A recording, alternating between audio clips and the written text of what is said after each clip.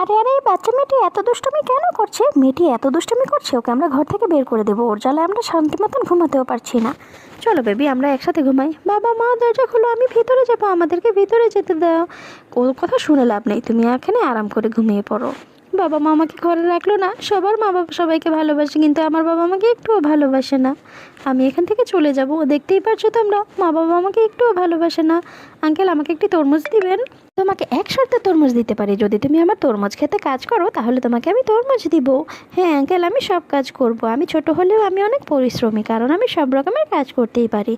উফ, তরমুজগুলো জড়ো করে একটি গাড়ির মধ্যে এগুলো নিয়ে নিই। এগুলো বাজারে নিয়ে বিক্রি করতে হবে। তরমুজগুলো কিন্তু দেখতে খুবই সুন্দর। এই নাও, এই তরমুজটা তুমি খাও।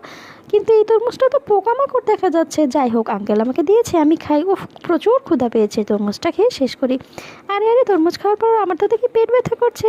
প্লিজ কেউ আমাকে সাহায্য করো, আমি মারা যাচ্ছি, আমাকে ডাক।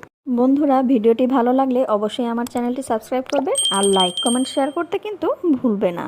নেক্সট ভিডিও দেখার আমন্ত্রণ রইল।